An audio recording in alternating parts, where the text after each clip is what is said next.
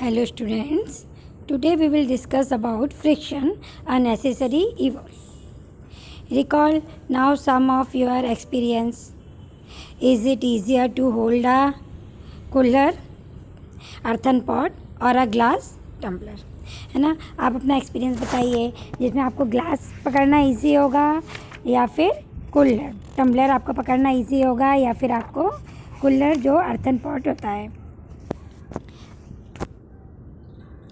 Suppose the outer surface of tumbler is greasy or has a thin layer of cooking oil on it. अगर tumbler के ऊपर हम उसको greasy कर दें उसके अपर सरफेस को या फिर हम उसके ऊपर थिन लेयर लगा दें कुकिंग ऑयल की, वुड इट बिकम ईजियर और more difficult to hold it? उसको पकड़ना ईजी होगा या आपके लिए डिफ़िकल्ट होगा?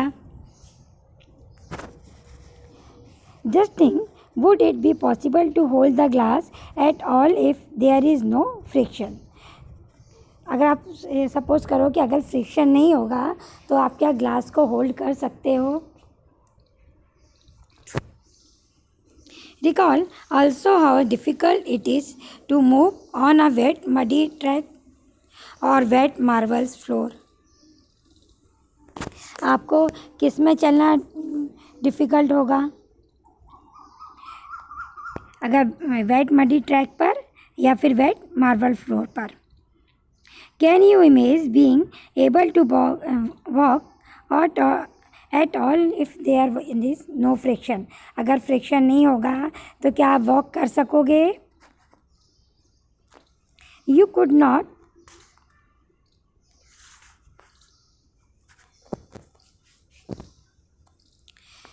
नॉट राइट विथ पेन और pencil if there were no friction. अगर फ्रिक्शन नहीं होगा तो आप पेन या पेंसिल से राइटिंग नहीं कर सकेंगे. When your teacher is writing with chalk on the black board, stick to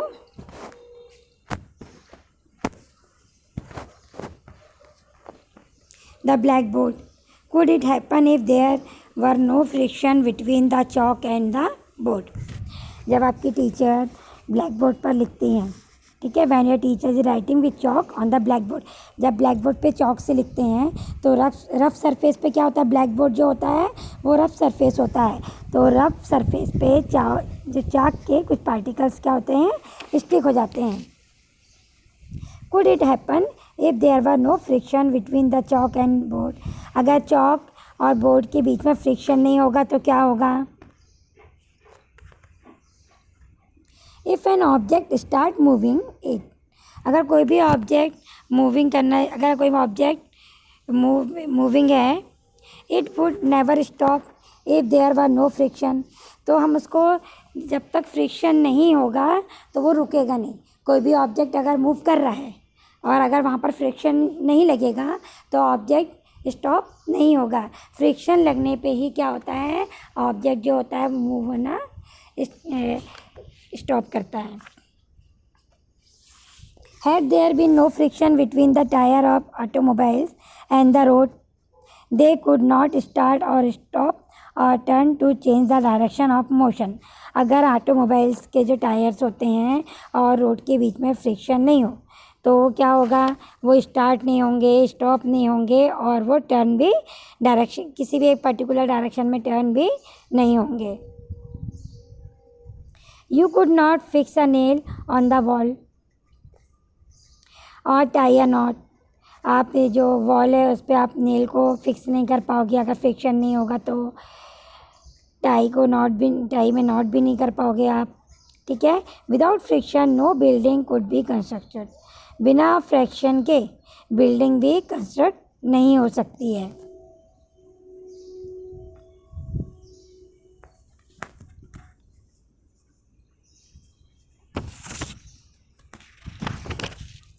On the other hand, friction is an evil to if wear out. कभी कभी फ्रिक्शन क्या होता है? नुकसानदायक भी होता है, हार्मफुल भी होता है हमारे लिए. If wear out the material whether they are screw, ball bearing और सोल ऑफ शूज़, ये क्या करते हैं? मटेरियल, बॉल बेयरिंग ले लो, शूज़ के सोल ले लो, ये इसको क्या करते हैं? ख़राब भी करते हैं. You must have seen worn out step of foot over bridge eight railway station, है ना। रेलवे स्टेशन का जो ओवर ब्रिज होता है उसमें भी आपने देखा होगा, जो उसके स्टेप्स होते हैं वो भी क्या होते हैं, वॉर्न हो जाते हैं। Friction can also produce heat vigorously, rub your palm together for a few minute. आप अगर अपनी पाम जो पाम है उसको अगर रब करेंगे तो फ्रिक्शन के कारण क्या होगा, उसमें हीट प्रोड्यूस होगी। हाउ डू यू फील, कैसा लगेगा आपको, कैसा फील होगा। When you strike a match stick against the rough surface it catch fire, है ना। जब आप मैच स्टिक को क्या करते हो, रफ सरफेस पर देखो रब करते हो तो क्या करती है, वो फायर को कैच कर लेती है। You might have observed that the jar of a mixer become hot when it run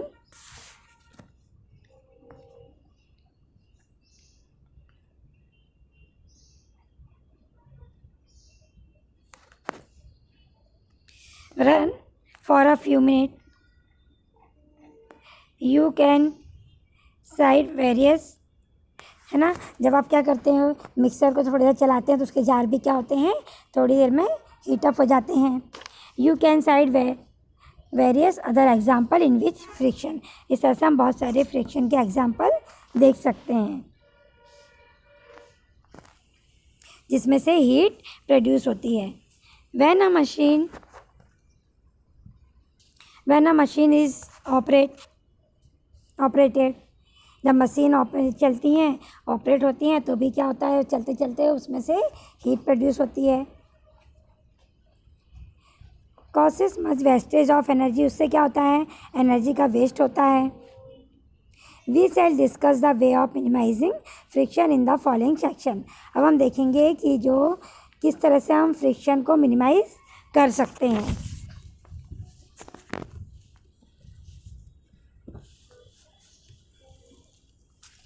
Increasing and reducing friction. As you have seen in previous section, friction is desirable in some situation.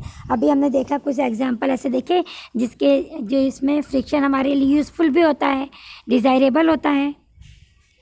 Have you ever thought one of your shoes is grouped? आप सोचते होगे ना कि आपके जो shoes हैं के soul हैं वो ग्रुप क्यों हो जाते हैं। It is done to provide the shoes better grip. आप ये सोचते हो ना कि कभी कभी आप अपने शूज़ देखते होगे तो आपको लगता होगा ना कि उसमें ग्रुप क्यों होती हैं। It is done to provide the shoes better grip on the floor, वो इसलिए होता है कि फ्लोर पे क्या हो सके, वो शूज़ ग्रिप कर सके। अगर स्मूथ होंगे एकदम से तो आप स्लिप करोगे, फ्रिक्शन नहीं होगा। तो उसमें ग्रूव इसलिए होता है कि उसमें फ्रिक्शन प्रोड्यूस हो, so that can move safely. Similarly the treaded tyre of cars, truck and bulldozers provide better grip for the ground. इसलिए टायर्स जो होते हैं इनमें भी क्या होता है, ग्रुप्स होती हैं ताकि वो जो ग्राउंड है उस पर अच्छी तरह से ग्रिप को बना सकें और वो सेफली मूव कर सकें। देखो आपको दिखाया हुआ है यहाँ पर एग्जांपल में।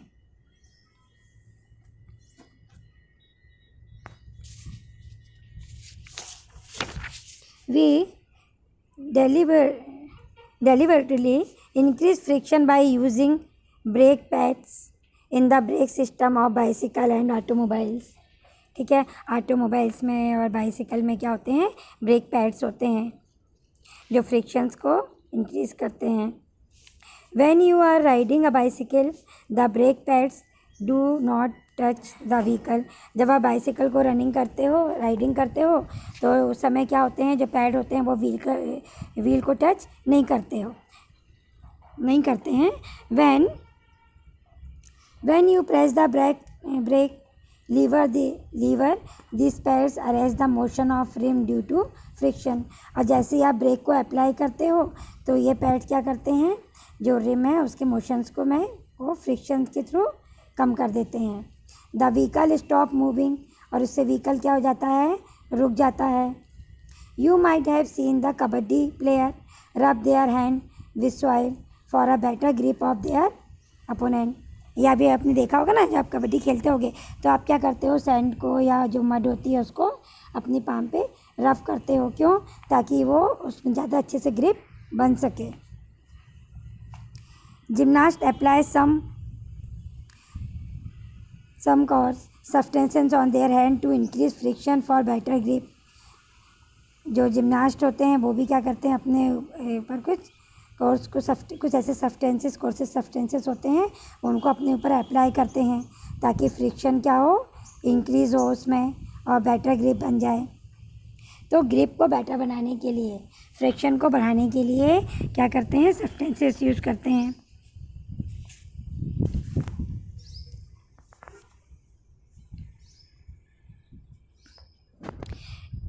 In some situations, however, friction is undesirable and we would want to minimize it।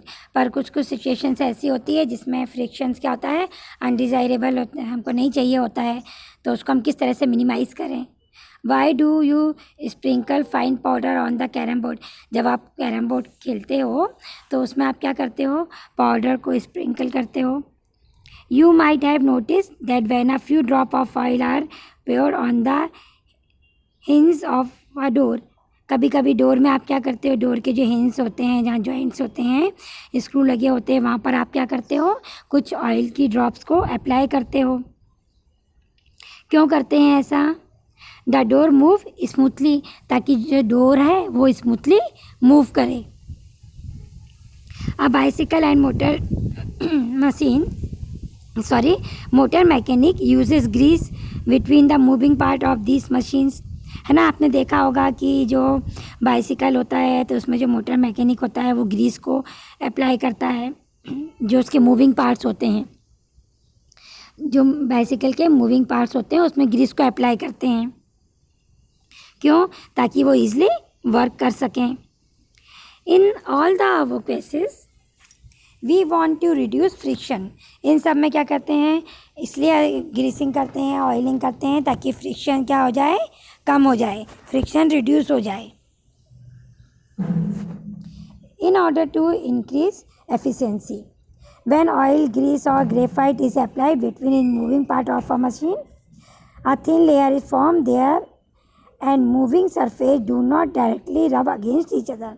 तो जब आप ग्रीस और ऑयल को अप्लाई करते हो तो क्या होता है, जो मशीन के मूविंग पार्ट हैं उनमें एक थिन लेयर फॉर्म हो जाती है और वो सरफेस से डायरेक्टली कांटेक्ट नहीं होते हैं और वो रब नहीं होते हैं एक दूसरे के साथ में। Interlocking of irregularities is avoid to a great extent. Movement become smooth, और मूवमेंट क्या हो जाता है, उनकी इंटरलॉकिंग थोड़ी एक दूसरे से रब नहीं होंगे तो उनमें इंटरलॉकिंग कम हो जाएगी और जो मूवमेंट है वो स्मूथली हो जाएगा। The substance which reduce frictions are called lubricant.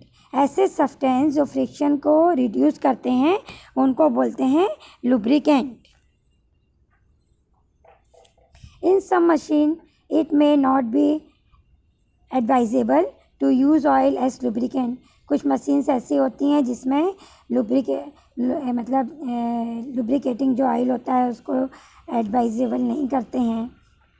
And air cushion between the moving part is use to reduce friction.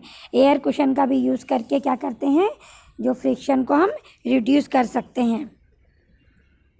देखो आपको बताया है किस तरह से वो वर्क करता है। एक टू सरफेस है, उनके बीच में लुब्रिकेंट हो जाएगा तो क्या हो जाएगा, फ्रिक्शन रिड्यूस हो जाएगा।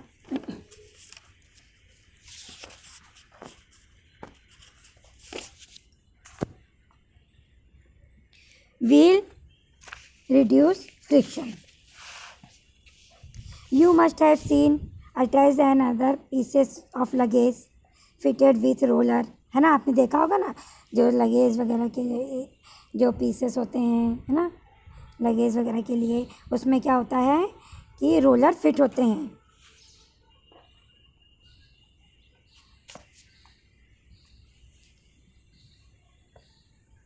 Even a child can pull such pieces of luggage. तो इससे क्या हो जाता है, अगर रोलर लगे होते हैं तो चाइल्ड भी क्या कर सकता है, इसलिए लगेज को पुल कर सकता है। देखो, है ना, अभी देखें ना, इस तरह के ट्रॉली बैग चल रहे हैं, उसमें रोलर लगे होते हैं ताकि वो ईज़िली मूव कर सके। When one body roll over the surface of another body, the resistance to its motion is called rolling friction. जब एक बॉडी दूसरी बॉडी के सरफेस पे रोल करती है तो उसमें क्या होता है, रेजिस्टेंस हो जाता है, तो इसको हम, उस मोशन को हम क्या बोलेंगे, rolling friction.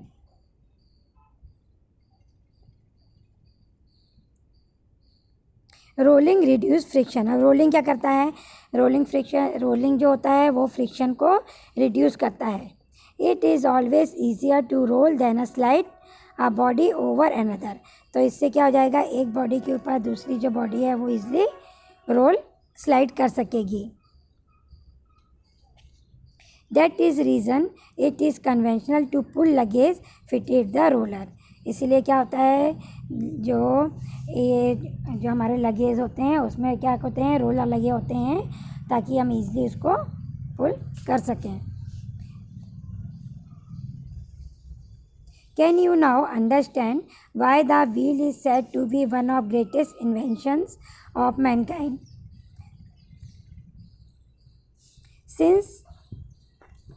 Since the rolling friction is smaller than the sliding friction.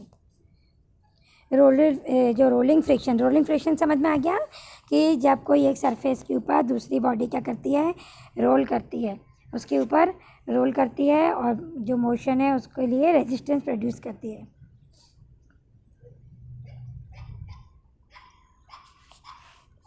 Since the rolling friction is smaller than the sliding frictions, sliding is replaced in most machine by rolling by the use of ball bearing.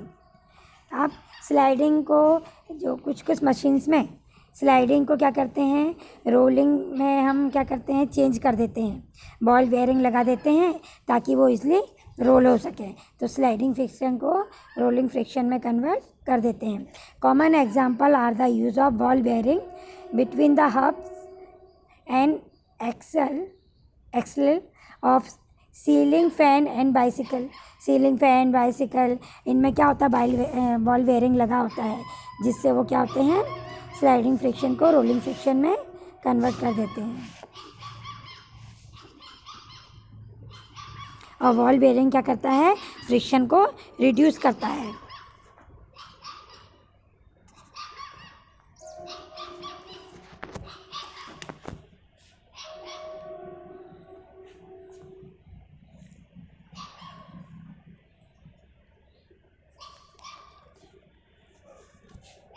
Fluid friction.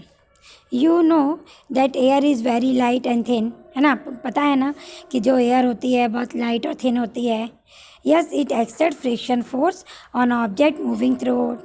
तो वो क्या करती है, किसी भी moving object के ऊपर, उसके ऊपर फ्रिक्शन को एक्सर्ट करती है। Similarly water and other liquid exert force of friction when object move through them. ठीक है, तो वाटर और दूसरे जो liquid friction force of friction को एक्सर्ट करते हैं। जब कोई भी ऑब्जेक्ट मूव करता है तो वाटर और दूसरे जो लिक्विड होते हैं वो फोर्स ऑफ फ्रिक्शन को एक्सर्ट करते हैं। In science the common name of gases and liquid is fluid. So we can say the fluid exert force of friction on object in motion through them. तो इससे जो object होता है वो क्या करता है, फोर्स ऑफ फ्रिक्शंस को एक्सर्ट करता है और ऑब्जेक्ट क्या करता है, उससे मूव करने लगता है। जब फोर्स लगाएंगे वाटर, और जब आप वाटर में देखना, आप कोई भी चीज़, वाटर एयर के साथ कोई भी चीज़ मूव करने लगती है तो एयर और वाटर जो होते हैं वो क्या करते हैं, फ्लूइड जो होते हैं वो क्या करते हैं, ऑब्जेक्ट के ऊपर फोर्स ऑफ फ्रिक्शन लगाते हैं और उसको मूव कर देते हैं और उसको मोशन में कर देते हैं ऑब्जेक्ट को। The frictional force on an object in a fluid depend on its speed with respect to the fluid. अब फ्रिक्शनल फोर्स जो लगता है ऑब्जेक्ट के ऊपर वो डिपेंड करता है कि जो फ्लूइड की स्पीड के ऊपर।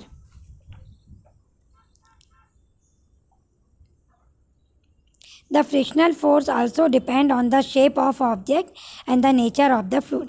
और जो फ्रिक्शनल फोर्स होता है वो ऑब्जेक्ट के शेप के ऊपर और उसके नेचर की, फ्लूइड के नेचर के ऊपर भी डिपेंड करता है।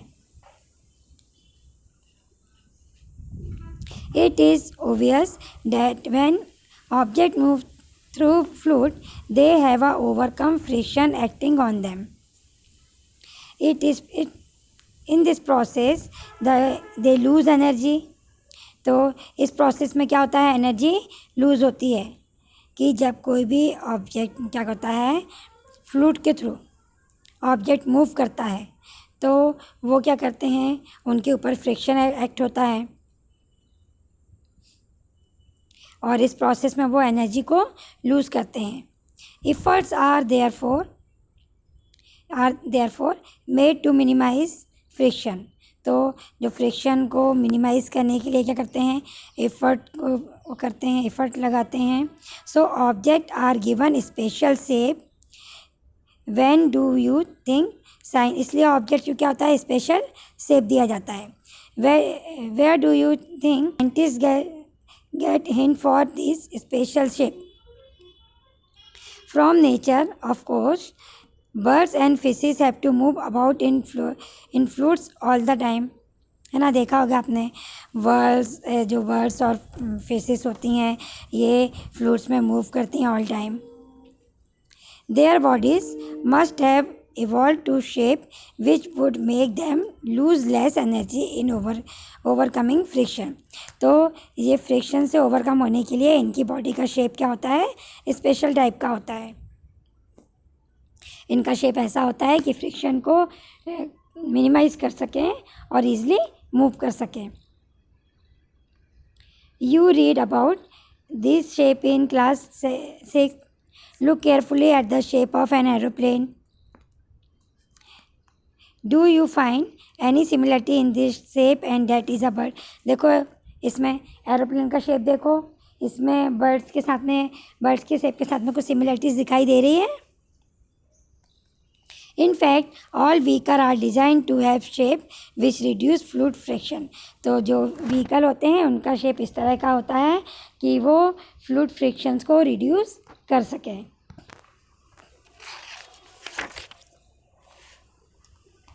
यहाँ पर हमारा चैप्टर ओवर होता है।